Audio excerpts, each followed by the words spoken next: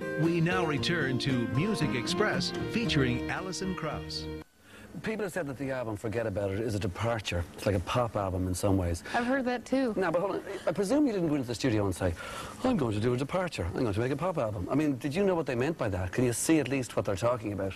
I still don't really see that. It Yeah. makes me laugh when people call it that record, that kind of record. There's certain songs that, you know, that I'll play for the band and we kind of go, it doesn't necessarily work for this particular album we're working for. And that record, Forget About It, were songs that didn't necessarily work for the full band. Sometimes when we're getting tunes together, I think, this sounds okay if it comes from 5 people. Does that make sense? Yeah, sure. It's coming from 5 people telling this particular story, and some of these other tunes don't sound that way. Yeah. And so that's why they kind of get held back or pushed aside, and then when we get enough of those together, then we'll do a different kind of record. But I don't see doing another one of those for a while, really.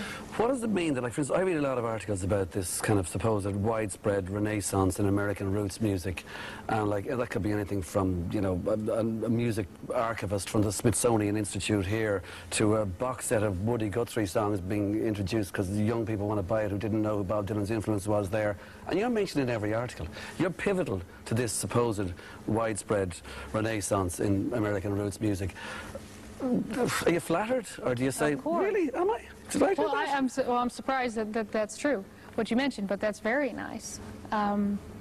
We love all sorts of different kinds of music, and you know, I'm moved by so many different things as the rest of the guys are, and that's wonderful to be mentioned in there. And when I say the thing about that too, you go to more commercial stuff. Dolly Parton came back and did 3 albums, supposedly back to her roots kind of thing. I think the Grass is Blue was one of them, one of the big ones.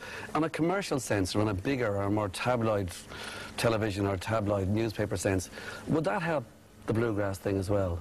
I mean, I'm talking here in terms of, I'm trying not to be mean to a lot of country radio, where there is a lot of country drivel, let's face it out there. There's a lot of bad pop music on 24-hour television. There's a lot of misogynistic rap on other television. And a lot of bad bluegrass, too. Yeah. You know. But I'm just saying... And we've done it. I know, but really? Not what I've heard. There's some songs we're like, no. Yeah, but they haven't necessarily been released on album. Maybe in rehearsal you have. But I'm just saying, do you think Dolly might have done something as well, even inadvertently, to get the bluegrass thing out a bit more with those 3 albums? Oh, sure. But, you know, I think that anything Dolly does, she's going to bring light to it. But I know that there was probably a lot of people that bought her records, those bluegrass records, who had never bought a bluegrass record before. But do you think a lot of the music, when I talk about bad country music radio, which is something I've heard a little bit of, but maybe not enough, and there is a lot of bad country music radio out there, I think, do you think a lot of people who have brought bluegrass into their sound have done so in a way to kind of sweeten the complexity of the Appalachian music, if you like, by kind of adding in the usual sort of stuff you get in country music, from sentimentality to religion, etc., and you've never gone down that route? I mean, I'm not trying to say you're Mr. Purist or you're Mrs. Purist or whatever, and they're chancers or they're not real, but I'm kind of saying that you are a bit more removed from that. You're more the cerebral thing. You're the real thing. It's true, isn't it? Oh, sweet. It's true. I mean, you haven't tried to sweeten it to let lots more people like the music by putting in the usual country stuff of the sentimentality and the religion, etc. You're Alison Krauss, take it or leave it. If you don't want it, go away. You want to be true to the music. Well, you know, I'd say we want to be true to ourselves more than I'd say want to be true to the music. We do what we like to do. And it's not always a fun process, but, you know, the goal is to finish it and to like it ourselves. It's funny when you were mentioning, you know, the things that sweeten the music. The topics in bluegrass that I love are the religion, family, love. I love those. That's one of the things I love about bluegrass. I know that. I kind of meant the cornier side of it. You know what I mean? Like, people deliberately, it's like as though they make a song by committee. Oh, say, yeah. we better have a bit of religion in the 4th verse. I understand. Okay, so it's not like that with you. No, but I mean, I love those subjects. Yeah. The universal subjects. I know. Yeah, okay. But never gone down. I wouldn't say that. You know, if there's a song that moves me and the guys someday that has a.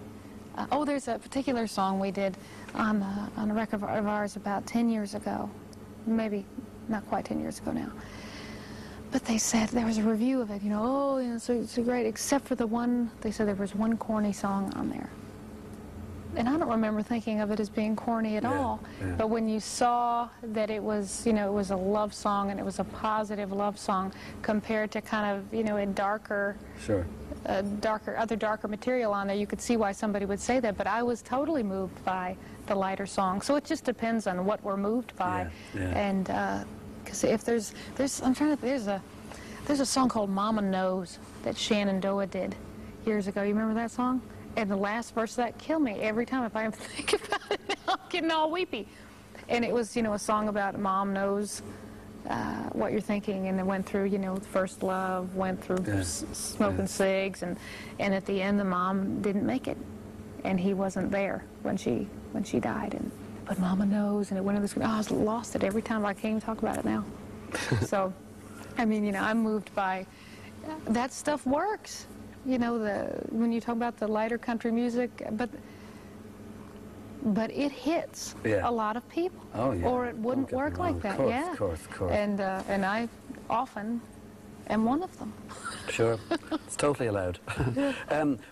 You signed I don't know first. if that's country. I don't want to say that was corny either, because I loved it. No, well, I think what we're both probably saying, and I agree with you, there's nothing wrong with corn now and again. When you were first signed, were you signed as a fiddle player? That was the reason you were signed, not as a singer or singer-songwriter or whatever.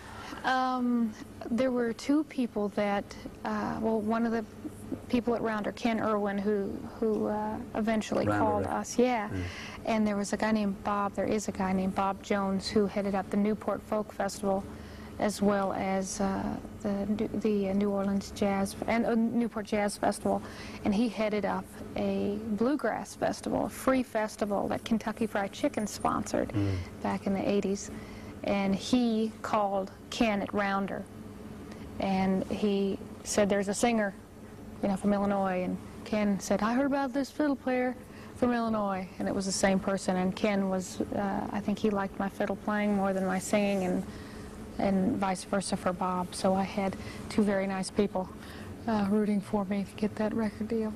And it worked out very well from the very beginning for you, didn't it? I mean, you were always appreciated from the word go. I'm not talking about child prodigy at the age of 5, or the guy you mentioned earlier on, John Pennell. Yeah, who was at the age of 12, he helped you a lot, and etc. I'm talking about, like, it's been pretty good for you, hasn't it? It's never really gone backwards or anything. Been very lucky, and very lucky in, you know, major choices that I didn't make. I feel very lucky. Really? That things have gone like they've gone, and when they could have gone another way. And that I really feel like the band, you know, we've kept our integrity, which is all you have left. 17 or more Grammy Awards, more Grammy Awards than any female in history. That's pretty good, isn't it? Doesn't make much sense, but we're happy. Going back to those early days, Def Leppard, AC/DC, Bad Company, where were they? Like, why is it that they were part of who you were if you were this child prodigy at 5 and that? I really wasn't a child prodigy. Well, I started taking lessons when I was 5. Okay, but I mean, like, was it the radio? Was it radio? Yeah. Record collection? Well, it really wasn't a record collection. My parents had a very wide variety of things in the house. They had lots of Peter, Paul, and Mary. Yeah. They were into folk music and folk music of the 60s, and they had a Flatt and Scruggs record in there, but we didn't get that out. I was surprised they had that. But I had a friend who lived across the park whose family listened to Top 40 radio, so I heard ELO. Yeah. And I remember the first time I heard AC/DC, I think I was 5, and I felt really weird after I heard it, like I shouldn't have been listening to it. Yeah. But, you know, I loved Air Supply. I loved that era of radio, and still do. And, you know, late 70s and early 80s. When the Appalachian music hit, was there any time at all over the years, either then or later on, when you said to yourself, I want to do something different with this and keep it pure? In other words, I want to modernize it, because that's what you have done, even if it's inadvertent that you did it. Yeah, It was never a plan. No. And what just so happened when I got into a band situation was with John Pennell and a guy named Nelson Mandrell that were great songwriters. And so we incorporated their songs into our you know, like our sets and our show that we played around town. And it was funny because I thought that when we were getting the material together for my first record, I had, I think, 2 of John's songs and 1 of Nelson's.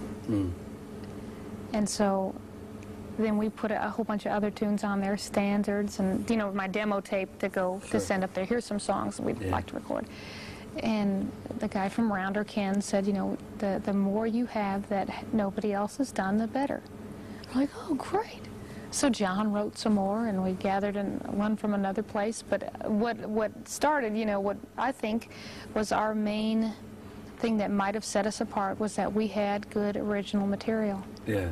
So that was just what we looked for. That's what I grew up on, was songs written that were new songs that I had just heard. And